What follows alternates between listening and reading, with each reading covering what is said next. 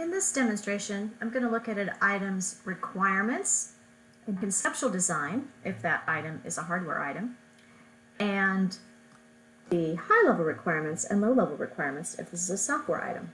So these things are all highly related. They're just ways at different levels to describe the functionality of a hardware or software item.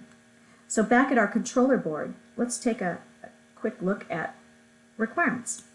So we click on here, and as you would guess at this point, you've probably become familiar with the tools interface. We are now in the requirements list. We have got a bunch of numbered requirements here. Let's scroll through them. They use the item's ID, requirement ID, plus a number to define each requirement.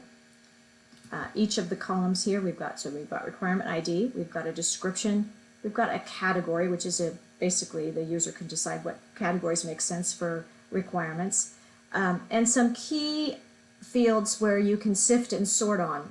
These things are important because they all have implications.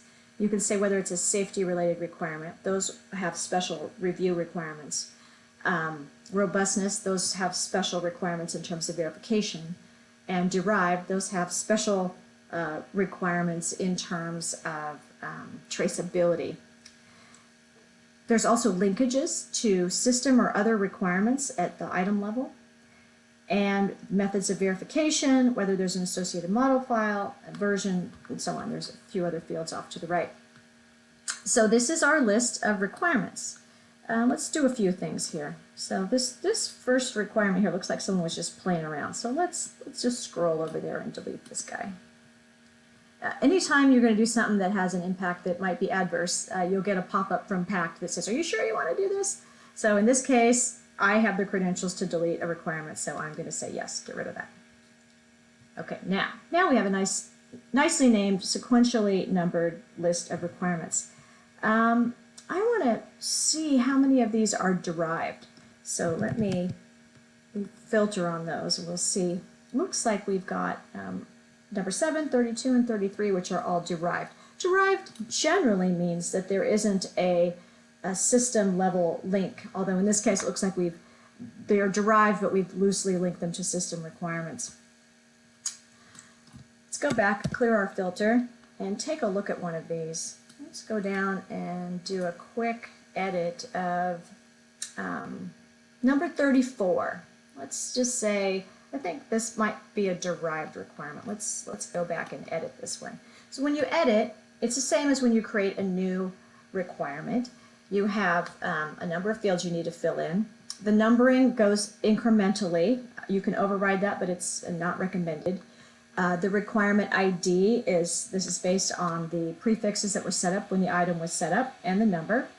You provide a description and a category. This is the user sets this up to whatever makes sense for your project. You might have interface, performance, timing. This one I think we had a couple things related to our avionics passenger counter. You can specify the way it's going to be verified. And then you can click on whether it's safety related, a robustness requirement, or derived, as we showed earlier. It looks like in this case we have some derived justification, but we didn't select that was derived, so probably should be. An important feature when you're either editing or setting up requirements for the first time, and it's encouraged that you do this as you set up each requirement, is to create those linkages, those traceability linkages. So at this level, you can link a requirement to a system requirement. Let's see what that would look like. Let's click on this button here. If we wanted to link a requirement to a system requirement, we would simply click there, and what we get is a list of all of the requirements of that higher level project, the avionics passenger counter. So these were I think there was 6 of them, 6 requirements that are system level. So we could say this requirement is actually linked to system requirement number 1, and we could save that if we would like to. There's also a method which I'll show right now. I'm going to go back and show this again from the beginning. So if we wanted to edit requirement number 34 and link it to another requirement at the same level, in other words, to another item.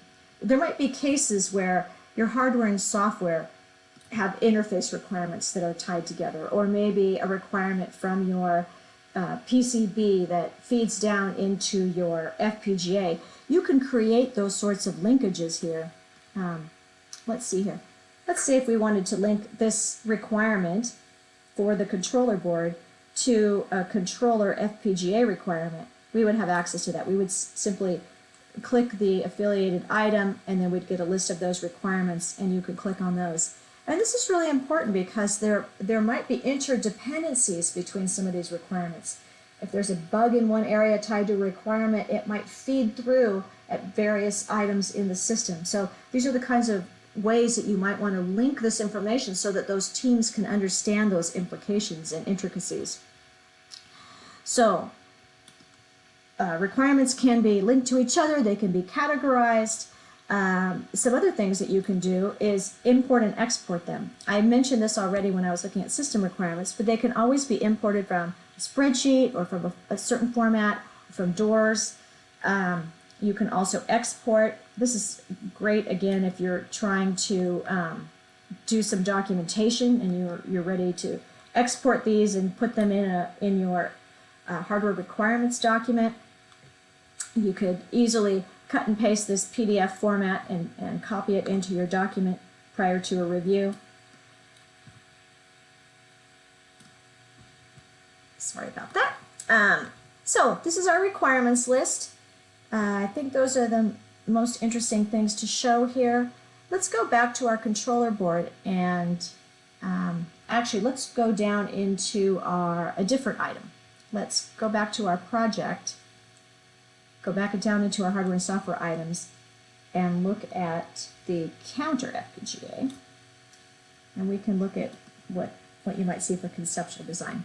So conceptual design, again, is sort of a lower level, maybe visual description of a higher level requirement generally. It's some further description that helps with the implementation.